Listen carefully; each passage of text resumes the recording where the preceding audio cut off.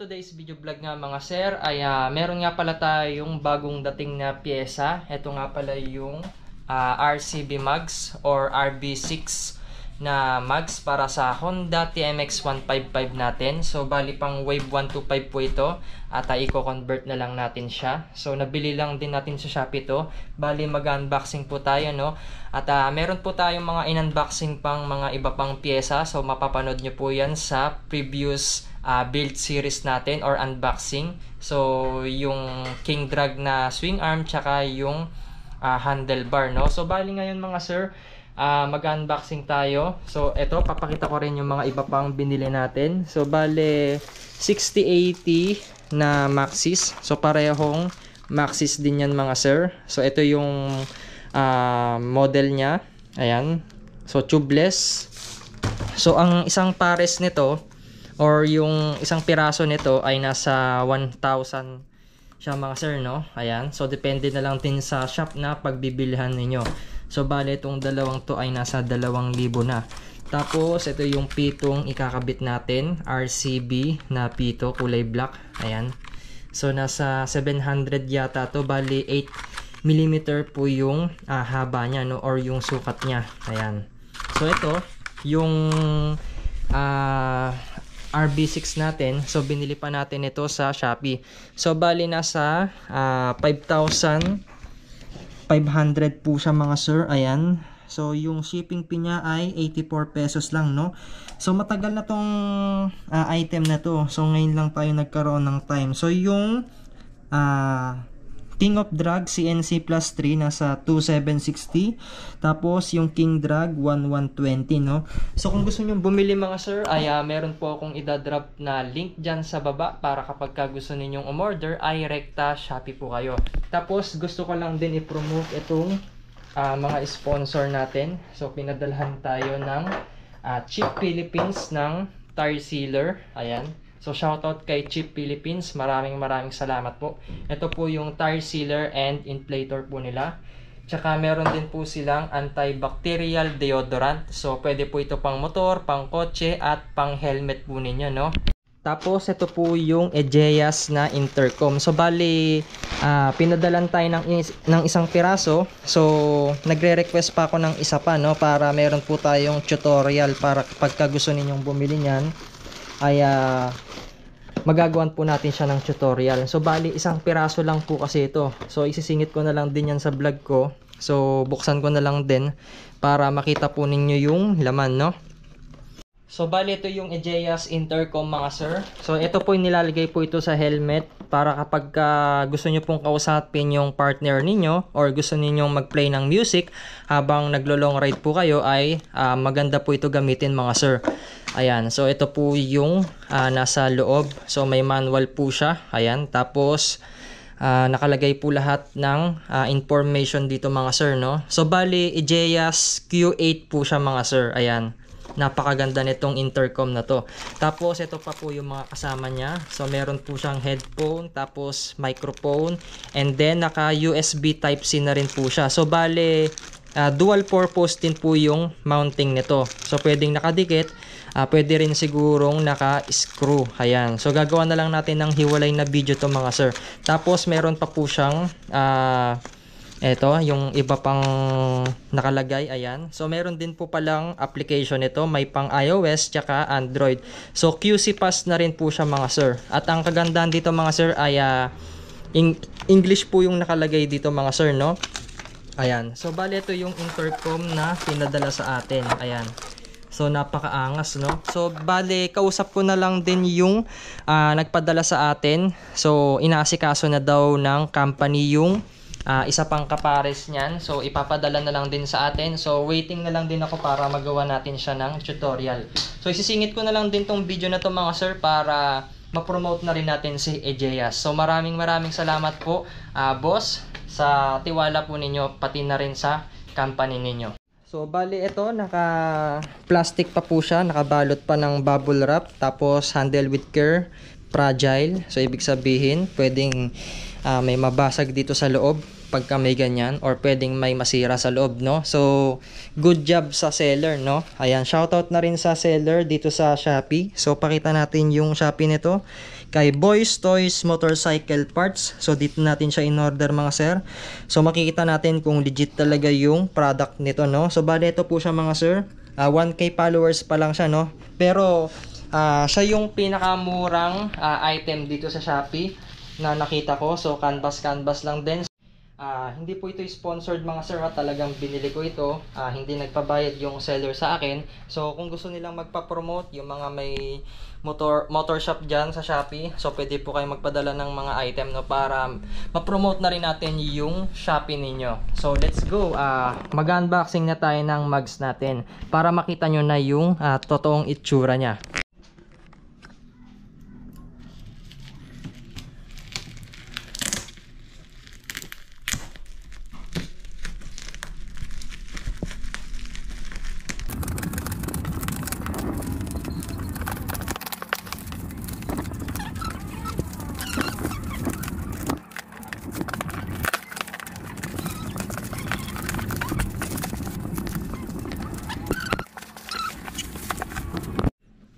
So dito ibababa ko na lang kasi baka mabasag yung salamin.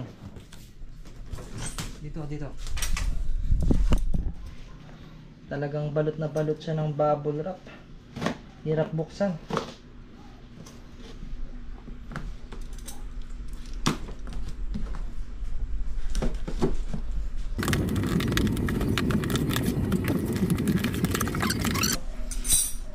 Boys Toys, ayan. Thank you boss sa pag-alaga dito sa item na binili ko. Ayan, legit na legit. Boys Toys. Solid. So bali dalawang sticker po. Ayan, ipunin natin to mga to. Ilalagay ko sa motor natin yan. So ito, may nakalagay pa dito para hindi umalog-alog. Tanggalin na natin yan. Ay, solid naman.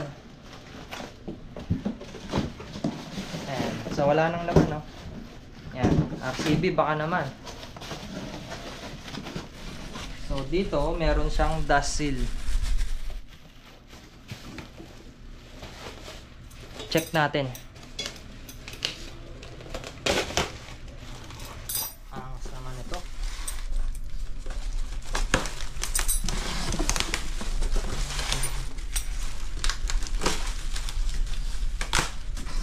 Solid.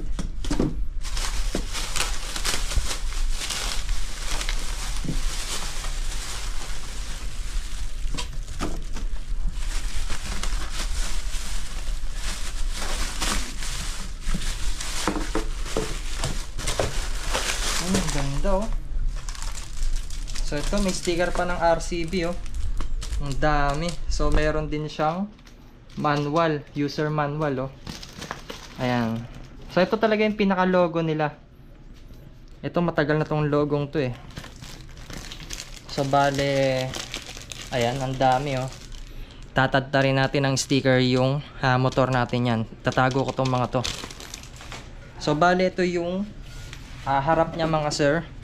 Ayan. So bale pang wave 125 po siya. Naka disc brake. So bale 4 spokes ay 4 holes po siya. Tapos 6 spokes. Ayan, 1 2 3 4 5 6. Dito may nakalagay na Racing Boy. Ayan mga sir, oh. May nakalagay na Racing Boy. Tapos dito parang kulay puti siya. Ayan. Tapos dito chrome siya mga sir. So wala siyang pintura dito. Chrome lang siya. Tapos dito may nakalagay Quality Inspector Pass. Ayan. So may ganyan pa siya. So bali ganito yung itsura niya. Tapos dito may makikita kayong mga code. Ayan, oh, naka-emboss dito. Makakapaan nyo siya. So ayan. So bali dito yung sa speedometer. So bali gagamit siguro tayo ng pang XRM na speedometer. So bali dito tabi muna natin ito. Yung isa naman, yung pang likod. Check natin.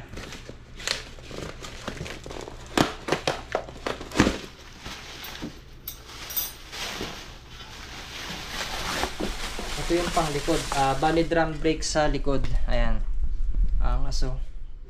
Talagang pang Malaysian. Medyo may kabigatan din siya ng konti. Ayan. So dito may mga takip. So bali ganito yung itsura niya. Ayan. Ganito. So bali yung size niya rito nasa 1.4 yata to pareho. Ayan, yung kanya dito, yung size niya. Ito yung itsura niya mga sir sa loob. Ganito. So malayuan mo nga siya. Pakita natin. Ayan, ganyan yung itsura niya mga sir. So itong pito, try natin ikabit kung ano yung magiging itsura niya. So ayan. Bali naruruskas din siya, oh. May nut siya. Try natin ikabit kung ano yung magiging itsura niya rito.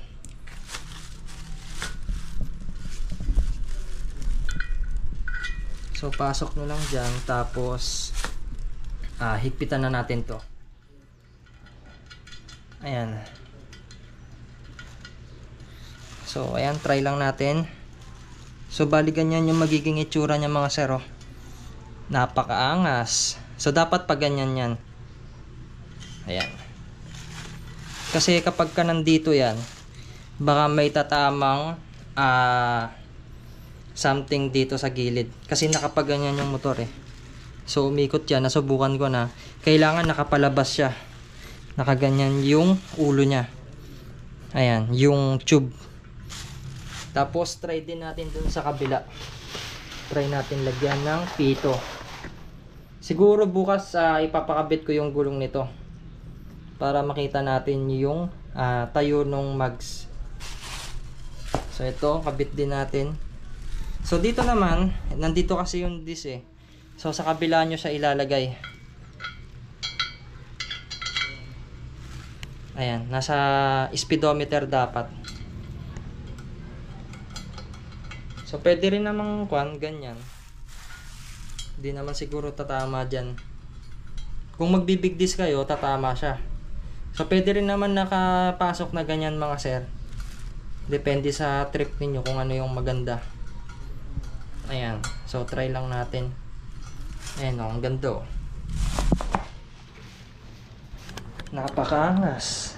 Oh. Hindi pa nakakabit yung gulong dito ah. So ito ipapakabit natin to. Wheel set pa lang talagang madugo na. Ayan, so same size lang sila. Hindi na tayo magpapalagay ng sealant. Ayan mga sir oh.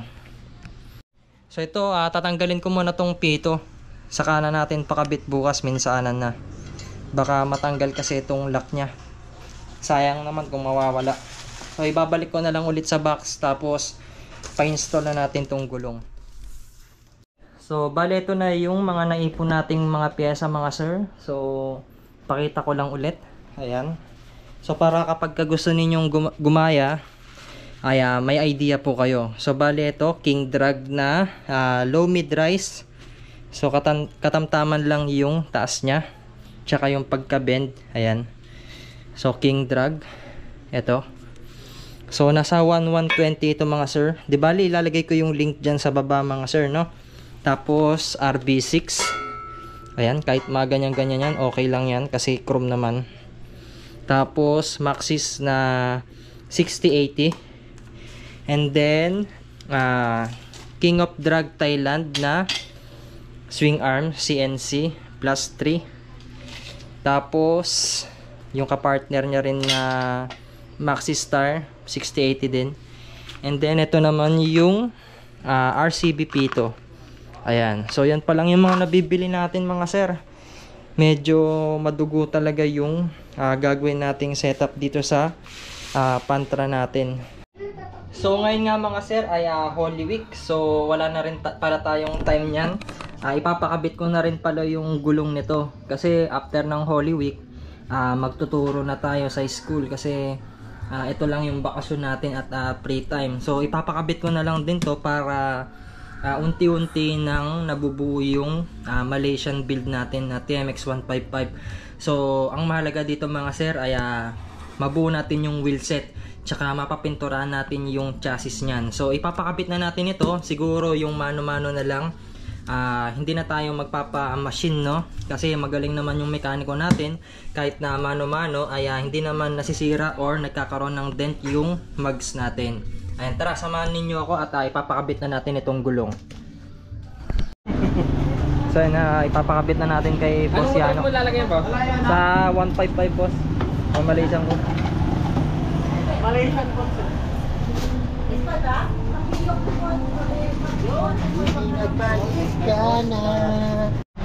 So yun, kakamain lang to ni boss. Hindi niya na imamasin yan.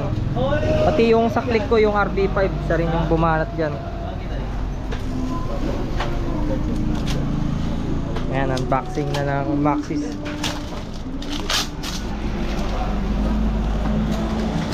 Belt natin ng ano?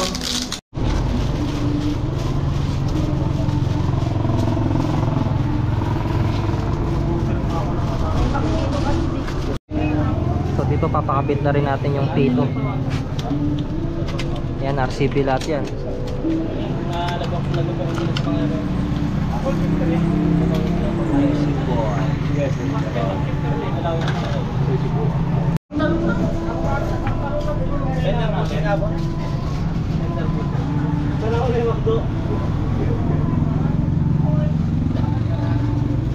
Pwede dito sa kabil ay. O dyan na lang, no? Sa may ano niya. O dyan na. Para kansa, no? Sa may harap ng disc, no? O pwede dito. Kasi baka mag big disc ako sa sides eh. Dito na lang, no? O dyan na lang. Kasi yung sa Mio nun, sumasayad sa dito nung nag big disc ako. Eh baka i-big disc ko din kasi to. Gwapo ng kulay, oh. Sa akin 12.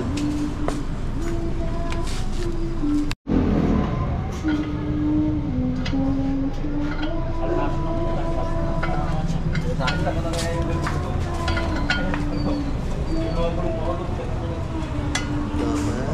siya. Ito, sakto lang sa may butas.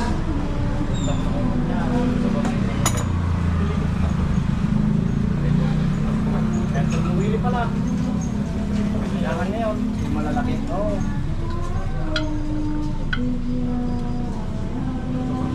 Pera mo.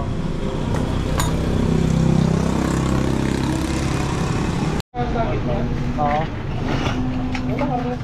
Harness lang yan. Yung pangharap ay. Pwede pa yan ang harap.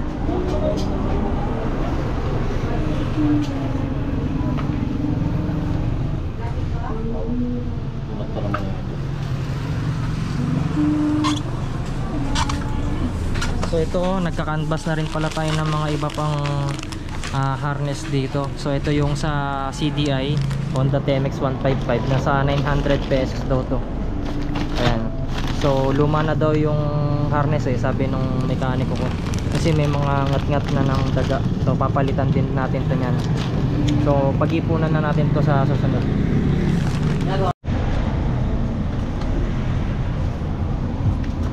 Bumagay yung block na boss, yung pito, no?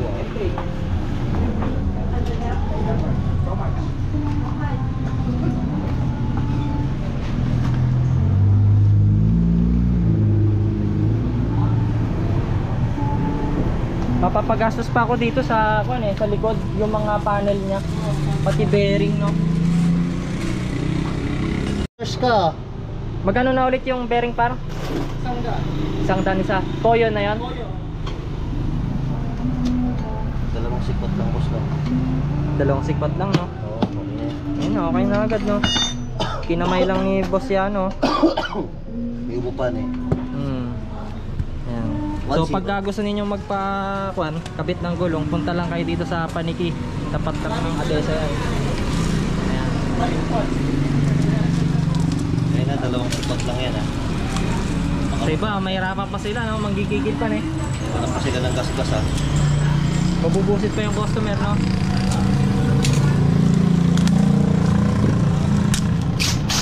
Nakikita ko na yung tayo niya, ang gwapo. Yung lakad lang. Wala kayong small niya. Ay, tas par, pakita nga rin ako ng tangke, pakita rin natin. Tangke? Oo, mayroon ka, black. Replacement lang.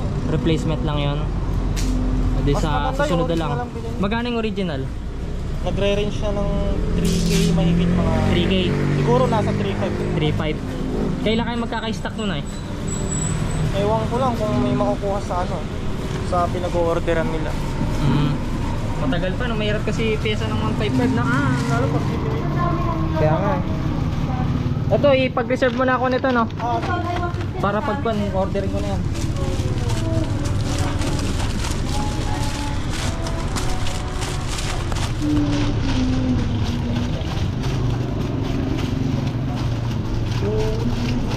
Kaya mo pang bit-bitin to?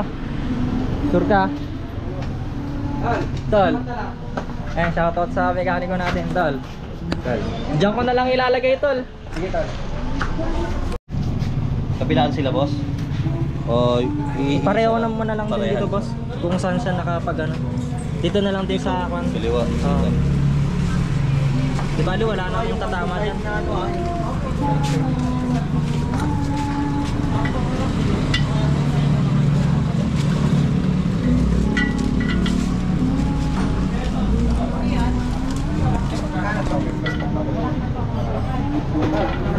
Digital. Saan punta yan? Digital, ingatan.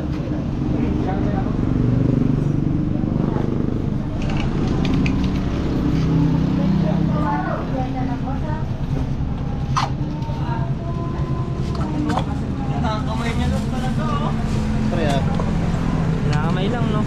Partida, Maxis pa yan, no? Maxis pa, ne? Walang tayo na kahit mga dalawang sikwat lang, no? Yan na yung pinakamatigas, boss. May mas matigas ba dyan na Yung gulong? ano, boss, yung tawag dito? Yung shansing. Shansing. Oo. Pero sa kwan, Maxis, matigas na rin yan, no? Mama ko na to, boss, mga Maxis, lalo na pag mga ganitong size. Mas maganda Pagka pa low profile, no? mas maganda pang magkabit ng mga ano, Big tires. big tire. Kaysa dyan sa low profile, no? Oo. Pag nagsikwat ka, pakiramdaman mo na lang. Dalawang sikwat. Okay. Tapos tulak mo na lang.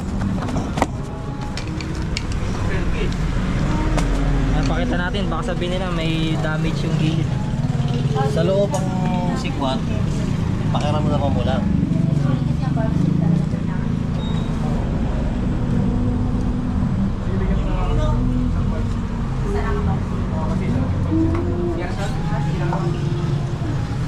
So dito nga mga sir, nahanginan na yung wheelset natin, no? Ayan, gwapo na. Kaya binasado yan. Bakit binasa, boss? Chinek natin kung may singaw yung gilid saka yung dito. Ayan na yung itsura nyo. Gwapo na. So i-standby lang natin to.